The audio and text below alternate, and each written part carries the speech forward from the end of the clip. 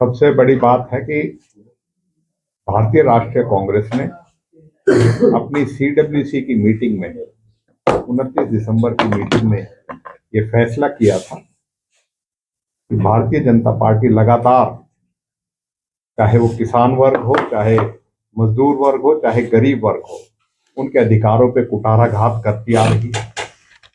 और जिस तरीके से पीछे राहुल जी ने भूमि अधिग्रहण बिल का विरोध करके उसको वापस कराया था, जिस तरीके से किसान आंदोलन हुआ, किसान संगठनों ने और कांग्रेस पार्टी ने उसका विरोध करके इस सरकार को मजबूर किया था, जबकि ये हमेशा जो भी कानून लाते हैं उसकी इतनी भरपूर उसकी निराश करते हैं, उसका इसमें भरपूर प्रचार करते हैं कि उससे बेहतर कानून नहीं होगा।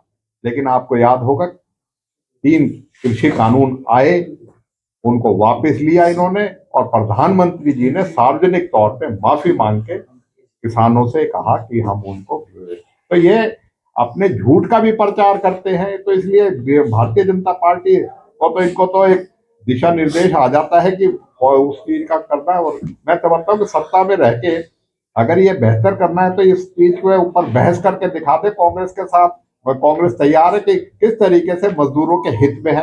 ये तो अपनी बात को प्रचार करती है और प्रचार का माध्यम जो है टीवी और अखबार के माध्यम से उस जो मजदूरों के खिलाफ जो इनकी साजिश है उसको का जो है कमजोर करना चाहती है, और उस लड़ाई को कि मजदूर की लड़ाई को जो कांग्रेस लड़ रही है उसको कमजोर करने के लिए। लेकिन कांग्रेस जन ने पहले भी मजबूती से उठाया था और अब भी मजबूती से अपने मजदूर और गरीब वर्ग के साथ खड़ी। मंत्री जी, भाजपा वाले कहते हैं कि हमें महात्मा गांधी जी का कोई नाम बदलने से कुछ मिलता नहीं है, नाम पहले भी बदला गया है। दूसरा, वो कहते हैं कि वो 100 दिन की गारंटी दे रहे थे, हम 125 दिन की गारंटी दे रहे हैं।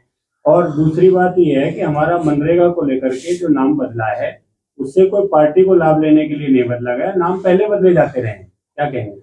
जब महात्मा गांधी का ही नाम बदल सकते तो इसमें तो मैं कहूंगा इनको नाम बदलने से बिल्कुल है। महात्मा गांधी की आत्मा जो है इस देश में, इस दुनिया में, और उनका संदेश जो है हमेशा कायम रहेगा।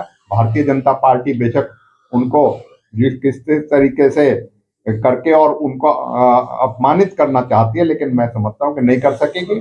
महात्मा गांधी जो विचार है वो हमेशा जीवित रहेगा। और जो वो गारंटी बताते हैं, हमने आपके सामने कहा, जो 100% सेंटर प्रायोजित स्कीम थी, राज्यों की तो हालत इतनी खराब है। हरियाणा में ही देख लो, 5 लाख करोड़ का कर्जा है, किस तरीके से विकास कर रहे हैं आज के दिन। योजनाएं जो है 2023 की स्टेट फाइनेंस कमीशन की सिफारिशें पंचायत की अब लागू हुई जब हमने विधानसभा में उठाई। तो इस तरीके से राज्यों पे तो विकास के लिए पैसा ही नहीं है, केंद्र की सरकार का पैसा था उसको करने के लिए। और जब मजदूरी जब चाहिए जब नहीं मिलेगी तो इनका 155 दिन का दावा जो है सिर्फ खोखला वादा करते हैं। मैं समझता हूं कि अब जब तय ही ये दिल्ली बैठ के और देश प्रदेश की राजधानियों में होगा कि किस गांव में कितना काम चाहिए, तो मैं अपने आप ही ये स्कीम जो है फेल करने के लिए है। मजदूरों से उनका हक छीनने का इससे बड़ा जो है छलावा मैं समझता हूं कि नहीं हो सकता। एक लास्ट सवाल है, भाजपा कहती है एक तो हमने किसानी को इसमें जोड़ दिया है, दूसरा भ्रष्टाचार इस योजना में बहुत ज्यादा था, इसलिए हमें ये सख्त डिसीजन उठाने पड़े। असल में प्रधानमंत्री नरेंद्र मोदी जी को पहले दिन से ही मनरेगा से तकलीफ थी। 2014 में आते ही उन्होंने कहा था ये स्कीम जो है इसमें बिल्कुल फ्लॉप स्कीम है, इन्हें बदलनी तो थी इन्होंने, लेकिन उस चीज को बदलते बेहतर तरीके से बदलते। मैं समझता हूँ ये सारी चीज सिर्फ मजदूरों के उनको हक जो दिया था उसको छीनने का है। और जो ये कहते हैं ना किसान से जोड़ने की, मैं समझता हूँ कि साल में जब आंकड़े लगाए जाते हैं 3 या 4 महीनों से ज्यादा इस एक्ट के तहत मजदूरों को मजदूरी नहीं मिल सकती। और वो मजदूरी भी तय जो है राज्य की सरकार अपने राजधानी बैठ के और दिल्ली में केंद्रीय सरकार दिल्ली में बैठ के उसको तय करेगी।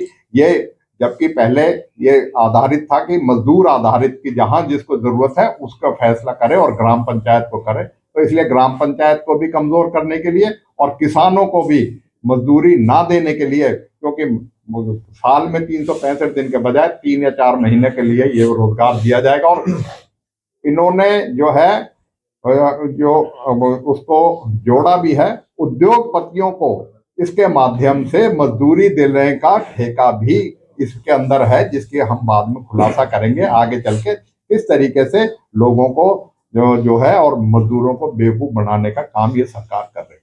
मंत्री जी, नूंह जिला कांग्रेस का गढ़ है, कल उपवास का कार्यक्रम है, कितने कार्यकर्ताओं की भीड़ राहुल गांधी पार्टी में? कई सौ कार्यकर्ता जो है कल के उपवास में शामिल रहेंगे और कांग्रेस का हमेशा से ही जो भी दिशा निर्देश अखिल भारतीय कांग्रेस कमेटी और प्रदेश कांग्रेस कमेटी ने दिया है, यहाँ के कार्यकर्ता, मुझे उन पर गर्व है कि सब मिलजुल के उस कार्यकर्ता करेंगे। पीछे आपने देखा होगा मनरेगा के लिए हमारे प्रदेश अध्यक्ष राव नरेंद्र से आए थे और हमने प्रोटेस्ट मार्च किया था, जिसमें सैकड़ों हमारे कार्यकर्ता साथियों ने, नेताओं ने, सबने मिलकर उसका भरपूर विरोध किया।